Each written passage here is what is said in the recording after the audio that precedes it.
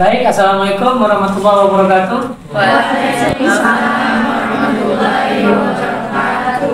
Alhamdulillahirabbil ka'bah wa qiblatul ummati amma wassalatu wassalamu ala Rasulillah la haula wala quwwata illa billah. Hari ini kita kembali melakukan pertemuan diskusi. Di depan kita sudah ada pemateri yang akan menyampaikan materinya. Kita berharap mereka menyampaikan dengan baik, singkat, padat. Poin-poin pentingnya kita beri waktu 5 menit pada pemateri, kita persilakan. Assalamualaikum warahmatullahi wabarakatuh. Waalaikumsalam warahmatullahi wabarakatuh.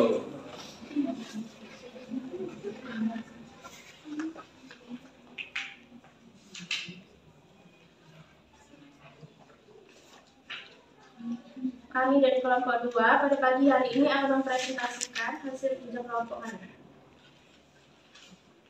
Ragam bahasa Indonesia. Definisi ragam bahasa. Pasti di antara teman-teman banyak yang belum memahami apa sih definisi ragam bahasa Indonesia itu. Nah, jadi definisi ragam bahasa itu merupakan variasi pemakaian bahasa yang timbul sebagai akibat adanya sarana, situasi, bidang pemakaian, dan daerah asal penutur yang berbeda-beda.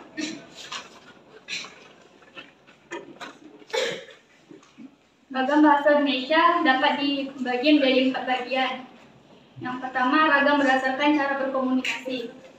Berdasarkan cara berkomunikasi atau berdasarkan media, ragam bahasa dapat dibedakan menjadi ragam bahasa lisan dan ragam bahasa tulis. Yang kedua, ragam tulis. Ragam tulis memiliki ciri-ciri sebagai santun, efektif, bahasa yang disampaikan sebagai upaya komunikasi satu pihak, ejaan digunakan sesuai dengan pedoman, pengguna kosakata pada dasarnya sudah dibangunkan. Yang ketiga, bahasa berdasarkan bidang pemakaian. Yang keempat, ragam bahasa berdasarkan daerah penutur.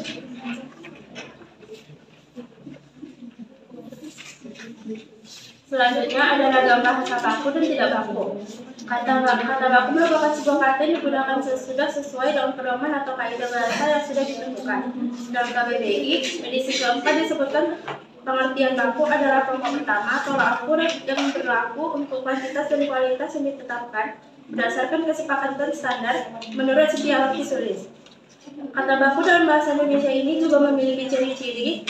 Pertama, baik secara lisan maupun tulisan, kata baku digunakan dalam situasi resmi, seperti surat menyurat dinas, perundang-undangan, karangan ilmiah, laporan penelitian, dan lainnya. Ragam bahasa baku tidak diwarnai atau dicampuri oleh dialek atau waktu tertentu. Yang kedua, baik secara lisan maupun tulisan, kata baku menggunakan ketentuan-ketentuan yang berlaku dalam pedoman umum ejaan bahasa Indonesia. Menurut Murtado, pada ragam bahasa baku memiliki beberapa sifat yang dapat diketahui dengan jelas. Yang pertama, sesuai kaidah. Yang kedua, elastis. Yang ketiga, kondisi formal. Yang keempat, seragam. Dan yang keempat, seragam.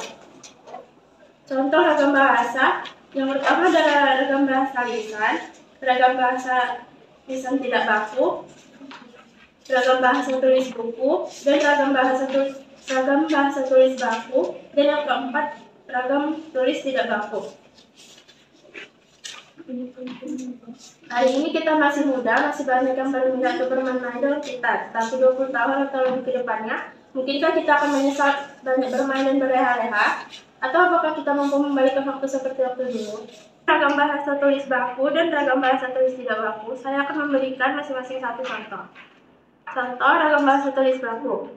Menurut Ketua Pemuda Muslimin Indonesia Sumujan Sanisialo SHI, pada tahun 2021, penyelenggaraan pendidikan yang bermutu dan berkualitas dalam dunia pendidikan agama Islam saat ini sangat diperlukan dalam menghadapi dan menjawab tantangan zaman.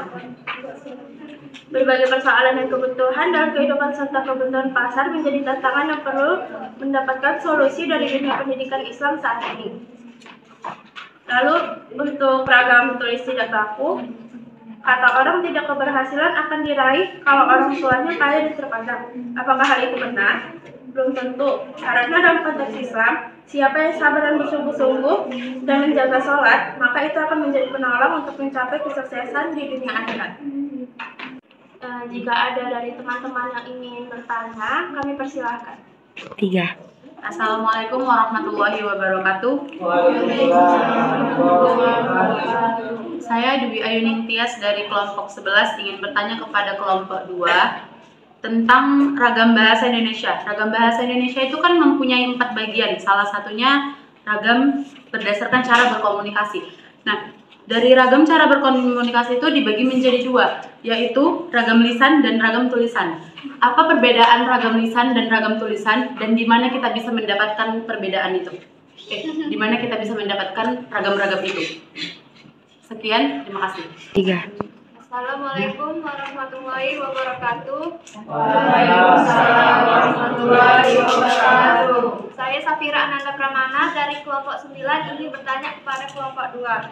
Bagaimana terbentuknya ragam bahasa di Indonesia? Sekian dan terima kasih. Pertama, kami akan mencoba menjawab pertanyaan dari Tias, di mana kita bisa membedakan ragam lisan dan tulisan, serta di mana kita bisa menemukannya. Jadi di dalam ragam lisan itu, kita ada ragam lisan itu bahasa yang dihasilkan oleh alat ucap seperti suara yang kita ucapkan, tidak terlihat. Kita dapat menemukannya. Kita dapat menemukan ragam lisan yang standar, misalnya pada saat orang berpidato atau memberikan sambutan dalam situasi perkuliahan, ceramah, presentasi, atau lain-lain. Kalau dalam ragam tulis